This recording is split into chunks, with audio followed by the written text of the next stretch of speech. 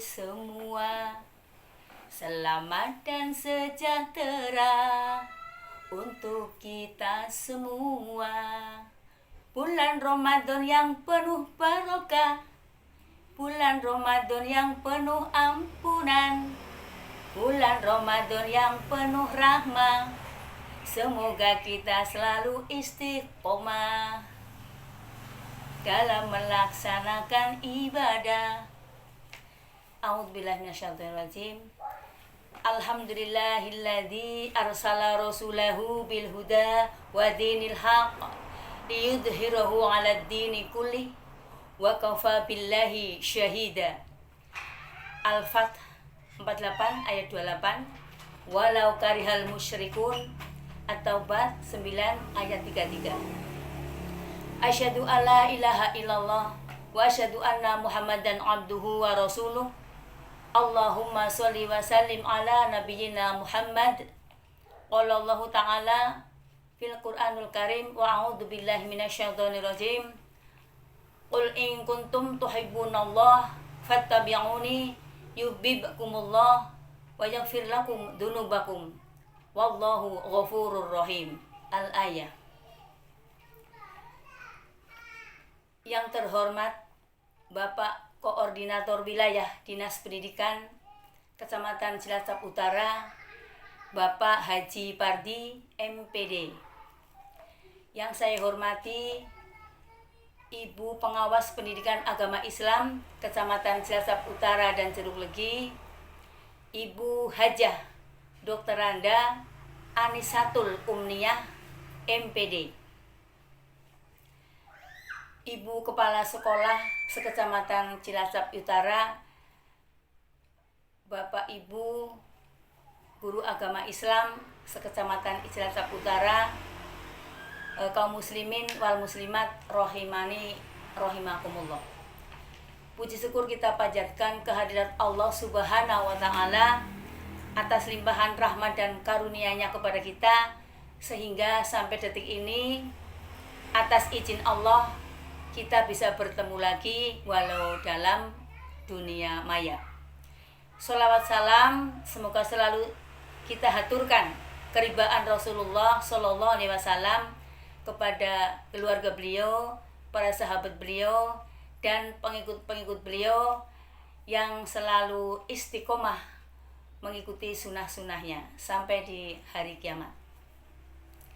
Bapak Ibu yang dirahmati Allah, terima kasih kepada Ibu Pengawas PAI, Bu Anis, dan pengurus KKG wabil khusus Pak Adnan atas program yang mulia ini, bahwa saya diberi tugas untuk menyampaikan kultum. Dan tema hari ini saya ambil hadis Rasulullah. Hadis ini sahih dari Imam Al-Hakim dan Imam Abu Nuaim. Rasulullah Shallallahu Alaihi Wasallam menasihati seorang Arab gunung atau orang badui ya, orang desa yang datang kepada beliau, dan beliau bersabda, "Iltanim khomsan qabla khomsin." Nah, ini sebagai tema pada sore hari ini. Hendaklah engkau manfaatkan 5 keadaan sebelum datangnya 5 keadaan yang lainnya. Yang pertama, hayataka qabla mautika. Kehidupanmu sebelum matimu. Bapak Ibu rahimakumullah, nikmat hidup yang diberikan oleh Allah ini marilah kita manfaatkan dengan sebaik-baiknya. Al-Quran surat Az-Zariyat yang berbunyi, A'udzubillahi minasyaitonirrajim. Bismillahirrahmanirrahim. Wa ma khalaqtul jinna wal insa illa liya'budun. Aku tidak menciptakan jin dan manusia melainkan agar mereka beribadah kepadaku. Ayat ini jelas sekali bahwa Allah menciptakan manusia supaya beribadah kepada Allah Subhanahu wa Ta'ala. Bukan hanya sekedar makan, minum, bermain, dan bersendau-gurau. Dan beribadah itu dari mana, untuk siapa. Ya. Ibadah ini harus dengan ilmu. Ilmunya yaitu ilmu dari siapa? Yaitu dari Allah dan Rasulnya. Seperti tadi yang mukadimah saya baca tadi, ya, surat Al-Imran ayat 31 yang artinya, katakanlah Muhammad, jika kamu mencintai Allah, ikutilah aku. Fattabi'uni, ikutilah aku. Niscaya Allah mencintaimu dan mengampuni dosa-dosamu.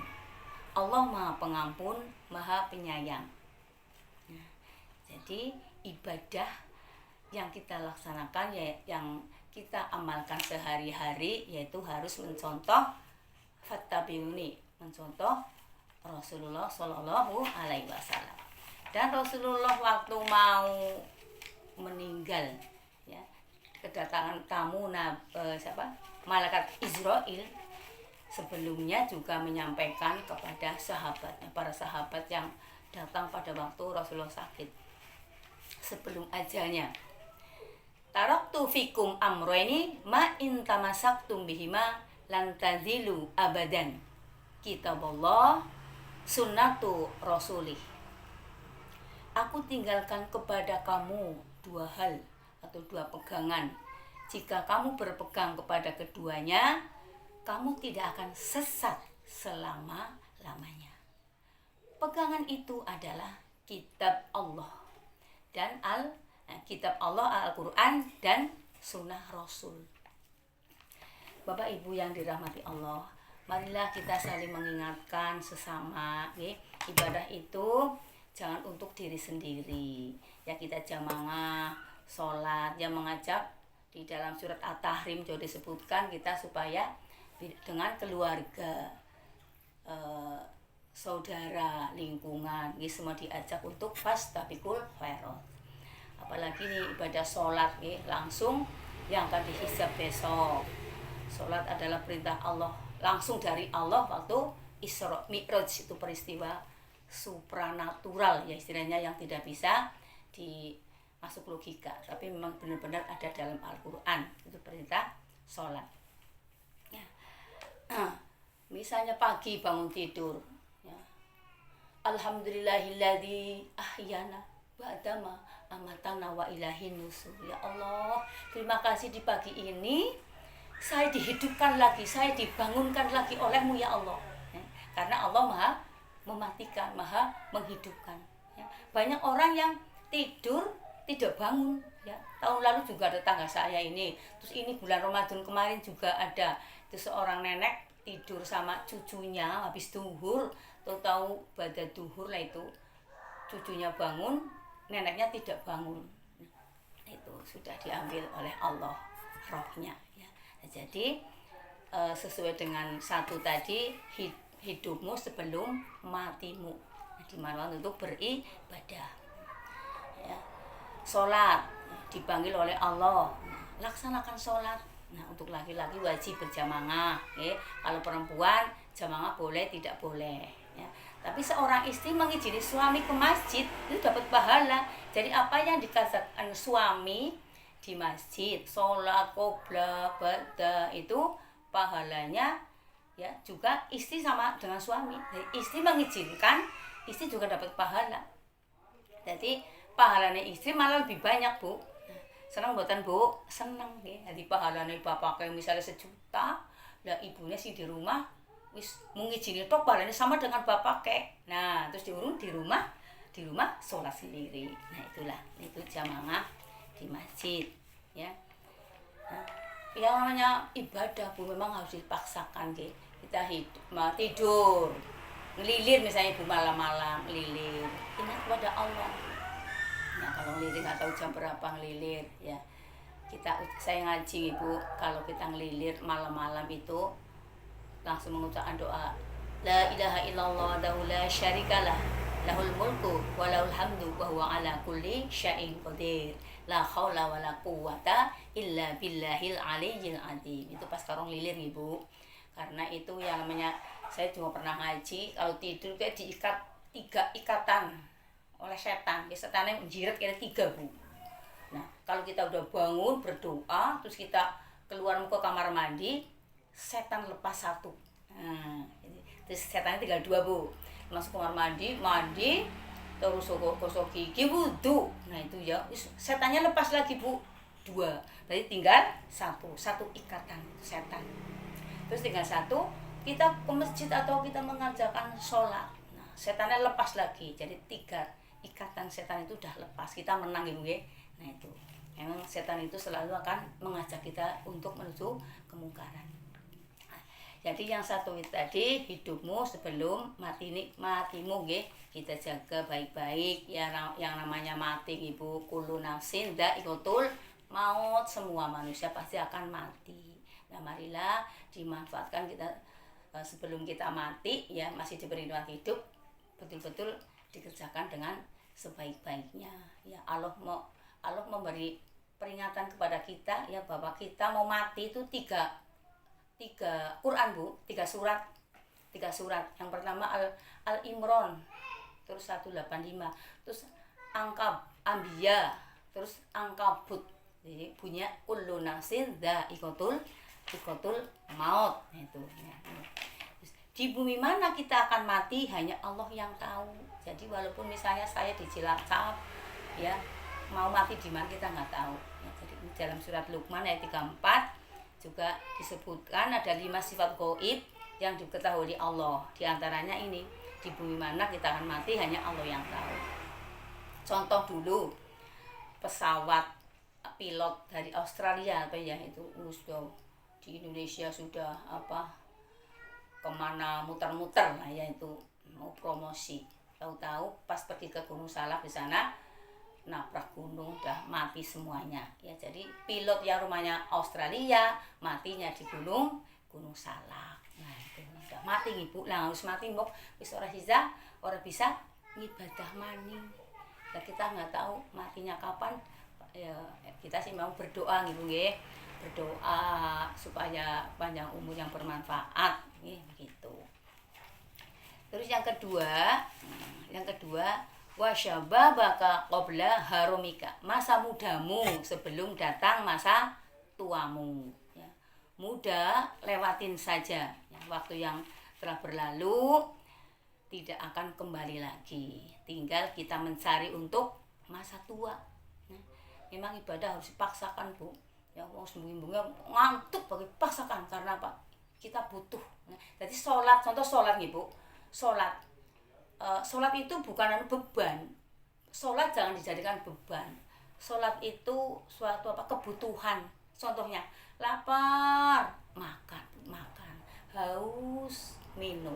Nah terus hati gelisah, nggak tenang, itu butuh sholat. Nah itu jadi kita dengan sholat supaya hati jadi tenang. Jadi sholat itu suatu kebutuhan ya. Itu. Kalau marilah kita kuatkan ya, banyak berdoa, kuatkan banyak zikir, baca Quran, sering mencari ilmu ya. Misalnya kumpul-kumpul di majelis taklim ya, karena ilmu Allah itu luar biasa, Bu, tidak bisa dihitung ya. 2 surat nggih, surat Kahfi ya sama surat Toha napa nggih, bahwa ilmune Allah itu ibarat satu lautan nggo gawe tinta, daun buat pulpena, itu lautannya nggih, belum selesai. Itu yang surat Kahfi kayaknya itu kalau nggak salah. Nah satunya lagi apa, 7 lautan sepira ambane ya, Bu, wis jan 7 lautan nggo tinta. Penanya tuh batangnya itu buat nulis kalimat-kalimat Allah, tetap sampai 7 lautan itu belum selesai. Nah ini, Bu, makanya kita iqra bacalah, mencari ilmu setiap hari, ilmu ya, karena warisan Nabi itu ilmu, dan mensyukuri nikmatnya. Nikmat yang paling besar yaitu nikmat iman dan nikmat Islam, gitu nggih. Ayolah kita selalu bersyukur. Nah, mulai dari bangun tidur tadi bersyukur, udah dibangunkan oleh Allah lagi. Nah, itu ya. Dan dihidupkan lagi. Yang ketiga, wasih hataka qabla syakotika. Nasihatmu sebelum kesehatanmu sebelum sakitmu, ya.